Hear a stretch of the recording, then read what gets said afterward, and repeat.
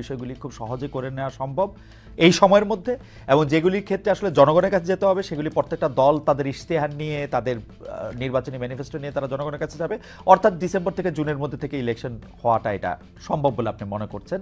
এবং আমি সম্ভব বলে মনে করি, আপনি সম্ভব বলে আমরা মনে করি সম্ভব। কিন্তু আমি আকাঙ্ক্ষার জায়গাটা থেকে জানতে চাইছিলাম, কারণ হচ্ছে যে এখন সোশ্যাল ক্যাম্পেইনে আমাদের এখানে আমরা যখন কথা বলতেছি তখনও আসলে প্রচুর লোক মনে করতেছেন যে আমরা পলিটিক্যাল পার্টির থেকে ইউনূস সরকার, মানে ডক্টর মোহাম্মদ ইউনূস পরিচালিত বা এই সরকারটাকেই তারা দেখতে চান। সেই ক্ষেত্রে আপনি কি মনে করেন, বা আপনার কাঙ্ক্ষাটা আমরা একটু জানতে চাইছিলাম যে আপনিও কি মনে করেন যে তার সময়টা একটু? না, আমার আকাঙ্ক্ষার চাইতে আমি পদ্ধতিগত দিকটা বলি। দেখুন, এই সরকারটি গঠিত হয়েছে, যদিও এটা সুপ্রিম কোর্টের কাছ থেকে একটা আইনগত মানে যাকে বলে যে বৈধতা নেওয়া হয়েছে, কিন্তু সরকারের সবচেয়ে বড় শক্তি হচ্ছে একটা বড় গণ অভ্যুত্থানের মধ্য দিয়ে যে অভ্যুত্থানের অংশগ্রহণকারী মোটা দাগের সকল পক্ষ এই সরকারকে সমর্থন দিয়েছে। এবং এই যে পদ্ধতিগত জায়গাটা, ফলে এই সরকারের টেনিয়ার কি হবে সেটা কিন্তু এই পদ্ধতির উপরে নির্ভর করবে। অর্থাৎ যারা তাকে সমর্থন দিয়েছে সেই পক্ষগুলোর ঐক্যমতের ভিত্তিতে কিন্তু টেনিয়রটাও নির্ধারিত হয়। ফলে টেনিয়রের ব্যাপারে বিভিন্ন ধরনের বিভিন্ন রকম আকাঙ্ক্ষা থাকতে পারে। আমাদের আকাঙ্ক্ষা থাকতে পারে আরো কম থাকুক কিংবা আরো অনেক বেশি। কিন্তু আপনার আকাঙ্ক্ষাটা আপনি প্রকাশ করতে চাচ্ছেন নাকি এটা একটা পলিটিক্যাল স্ট্যান্ডের কারণে? যে মানে আপনি ধরেন আপনি চাইলেন যে ডক্টর ইউনূস যথাসময়ে ইলেকশন দেখ, বা আপনি চাইলেন যে ডক্টর ইউনূস আরো বেশি দিন থাকুক? আমরা তো ধরেন বিভিন্ন মানুষের আকাঙ্ক্ষার জায়গা থেকে অনেকে কথা বলছেন, কিন্তু আমরা তো অন্তর্বর্তী সরকার নিজে কি বলছে সেটার উপরে আসলে আগে কথা বলবো। অন্তর্বর্তী সরকার ইতিমধ্যে একটা মোটা দাগের আমরা যে রোড ম্যাপ আরো সুনির্দিষ্ট চাচ্ছি, কিন্তু তাদের একটা রোড ম্যাপ কিন্তু আছে। রাইট। এখন সেই রোড ম্যাপ বদল না হওয়া পর্যন্ত তো অন্য কোনো কথা বলা যাচ্ছে না। এক, দুই হচ্ছে যে দেখুন, আমাদের আগ্রহের জায়গাটা হচ্ছে যে একটা পলিটিক্যাল, একজন ব্যক্তি অনেক ভালো মানুষ হতে পারেন, অনেক ভালো দক্ষ হতে পারেন, কিন্তু ব্যক্তির দক্ষতা তার মানে ভালো মানে মানুষ হওয়া কিংবা তিনি ভালো দেশ চালাচ্ছেন এটাই কিন্তু একটা স্থায়ী ব্যবস্থা নয়। একটা স্থায়ী ব্যবস্থার জন্য আমাদের দরকার হচ্ছে একটা প্রসেস বিল্ড আপ করা, সিস্টেম বিল্ড আপ করা। সেই প্রসেস সিস্টেম বিল্ড আপ করাটা, অর্থাৎ গণতান্ত্রিক প্রক্রিয়া বিল্ড আপ করাটাই হচ্ছে জরুরি প্রশ্ন। এবং সেইটা বিল্ড আপ করার পদ্ধতিগত জায়গা, সংস্কারের জায়গা, কাঠামোগত জায়গাগুলো নিয়ে আমরা কথা বলছি, এবং সেটা কিভাবে রাষ্ট্রের কাঠামোতে রূপান্তরিত হবে সেই জায়গাটা হচ্ছে জরুরি জায়গা। আচ্ছা, আমি এটাকে একটু অন্যভাবে বলি। আপনি অন্তর্বর্তী সরকারের কাঙ্ক্ষার কথা বলতেছেন, যে অন্তর্বর্তী সরকারের চাওয়াকে আমরা কিন্তু শুনছি অন্তর্বর্তী সরকার মানে ডক্টর মোহাম্মদ ইউনূস সহ তার উপদেষ্টা পরিষদে এমন বেশিরভাগ সদস্যই আছেন যারা আর বেশি দিন ক্ষমতায় থাকতে চান না। আসলে তারা চান তাদের স্ব কর্মক্ষেত্রে ফিরে যেতে বা স্ব অবসরের জায়গায় ফিরে যেতে। তো তাদের চাওয়া তো আসলে লম্বা সময় থাকা না। আমি গণতান্ত্রিক মানে গণতন্ত্রের অনেক বড় একজন চ্যাম্পিয়ন, গণসংহতি আন্দোলনের সমন্বয়ক জোনায়েদ সাকির কাছে জানতে চাই যে আপনার চাওয়াটা আসলে কি? মানে আমাদের চাওয়া হচ্ছে, আমি বারবার বলেছি আপনি, আমরা গণতান্ত্রিক প্রক্রিয়া নির্মাণ করতে চাই। সেই প্রক্রিয়া নির্মাণের জন্য যতটুকু যৌক্তিক সময়, প্রয়োজনীয় সময় লাগবে সেই সময়টুকু আমরা অন্তর্বর্তী সরকারকে দিতে শুরু থেকে চেয়েছি, এবং এখনো পর্যন্ত সেই বিষয়ে কথা বলে যাচ্ছি। সাকিব ভাই, আপনার থেকে কোনো প্রশ্নের উত্তর পাওয়া আর হচ্ছে কি বলবো, একটা মাটির ব্যাংকের ঝাঁকাঝাঁকি করে কথা বলানোর চেষ্টা করা প্রায় সমান। যে কারণ হচ্ছে যে আপনি এত এবার মানে কি বলবো, আমাদের হচ্ছে আচ্ছা পরবর্তী প্রশ্নে যাই।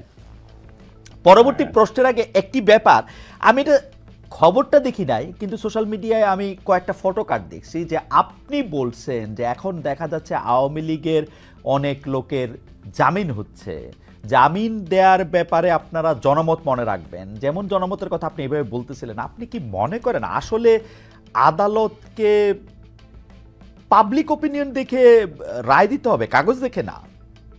এটাই আপনি মিন করছেন? না দেখুন, আমরা যে বিষয়টি এখানে লক্ষ্য করছি সেটা হচ্ছে যে এই যে ফ্যাসিবাদী শাসনে যারা প্রত্যক্ষভাবে যুক্ত ছিলেন, যারা হত্যাকাণ্ডে যুক্ত ছিলেন, যারা ভয়ঙ্কর রকম লুটপাট যুক্ত ছিলেন, তাদের অনেকেই তো দেশ ছেড়ে চলে যেতে পেরেছে, অনেকে এখনো আছে, কেউ কেউ গ্রেফতার হয়েছেন, কিন্তু তাদের এই যে তাদের এই জায়গাগুলো নিয়ে জনগণের মধ্যে ন্যায় বিচার প্রতিষ্ঠার প্রশ্নটি খুব গুরুত্বপূর্ণ একটা প্রশ্ন হিসেবে আছে জনগণের, এবং এটা খুব জরুরি। এই দিক থেকে আবারও বলবো যে একটা গণ অভ্যুত্থানের প্রক্রিয়ার মধ্য দিয়ে যখন একটা দেশের জনগোষ্ঠী যায়, তখন তার যে একটা ট্রমা মতো একটা অভিজ্ঞতা হয়, এটার নিদানের, এটার মানে এই বিষয়ে যদি আপনি, ন্যায় বিচারই হচ্ছে সবচেয়ে বড় উপশম। সুতরাং ন্যায় বিচারের প্রশ্নটি যাতে কোনো রকম ভাবে মানে ঘাটতির মধ্যে না পড়ে, ন্যায় বিচারের জায়গাটা ঘাটতির মধ্যে পড়লে কিংবা সন্দেহ তৈরি হলে মানুষের মধ্যে একটা প্রচন্ড রকম বিক্ষোভ তৈরি হবে, এবং তার যে এই অভিজ্ঞতা, সেই অভিজ্ঞতায় তার একটা ভয়ানক রকম হতাশা এবং ব্যর্থতার জায়গা অনুভব হবে। সেইটা মানুষ প্রত্যাশা করে না, ওই জায়গাটা অ্যাড্রেস করতে চেয়েছি আমরা আর কি। না কিন্তু সাকিব ভাই, আপনারা যখন কোনো একটা কম্পিটেন্ট কোর্টের একটা বিচার, মানে এটা তো আর হাসিনার কোর্ট না, এটা একটা কম্পিটেন্ট কোর্ট আমাদের ধরে নিতে হবে, কারণ বিচারালয় না থাকলে কিন্তু আমাদের কিছু থাকে না।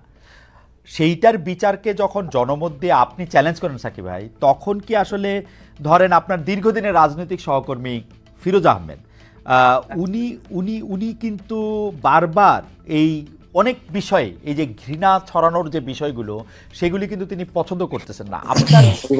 আপনার অবস্থানটা কি তার থেকে একটু আলাদা? আপনি মনে করেন যে না, আসলে বিচারালয় থেকে এটা হইলো, আমরা যেটা মনে করি সেইটাই এই মুহূর্তে হওয়া উচিত, বা জনতা যেটা মনে করে?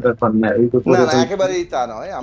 আমরা মনে করি যে সেই বিচারালয়ের উপর আমাদের আস্থা রাখতে হবে, কিন্তু আমাদের এই বিষয়েও খেয়াল রাখতে হবে যে বিচারালয়ের পুরোপুরি সংস্কার কিন্তু এখনো সম্পন্ন হয়নি, এবং বিচারালয় থেকে শুরু করে বিভিন্ন প্রতিষ্ঠানগুলোর যে দলীয়করণ হয়েছে, সেই দলীয়করণের ব্যাপারটা তো একটা বাস্তব ব্যাপার, এবং সেই দলীয়করণের জায়গাগুলোর প্রভাব আমরা পর্যন্ত দেখতে পাচ্ছি। থেকে বলছি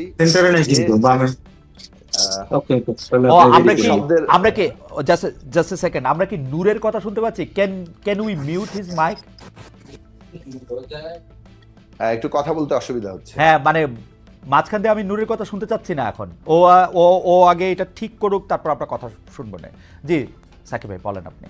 হ্যাঁ, যেটা বলছিলাম যে দেখুন, আমাদের মানে সবগুলো প্রতিষ্ঠানই তো নানাভাবে কি বলতে পারি যে ভীষণ রকম দলীয়কৃত এবং কলুষিত নানা দিক থেকে, এবং তারা তাদের বিরাট উল্লেখযোগ্য অংশ মানে ফ্যাসিবাদের সরাসরি সহযোগী হিসেবে ভূমিকা পালন করেছে। তাদের মধ্যে কেউ কেউ এখান থেকে তাদেরকে যাকে বলে যে বাদ দেওয়া হয়েছে, কিন্তু এখন পর্যন্ত কাঠামোগত জায়গা থেকে এবং অনেক ব্যক্তিরাই রয়ে গেছে, ফলে এইসব প্রশ্নের জায়গাতে জবাবদিহিতাটা চাওয়া হচ্ছে।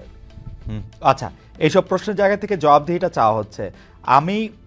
আর একই সাথে আমি বলবো যে যেটা বলেছেন ঘৃণা ছড়ানো, ব্যক্তির বিমানবীকরণ, এগুলো প্রশ্নে মানে আমাদের অবস্থানের মধ্যে কোনো পার্থক্য নেই। আমরা মনে করি যে একজন ব্যক্তির অপরাধের বিচার করা দরকার।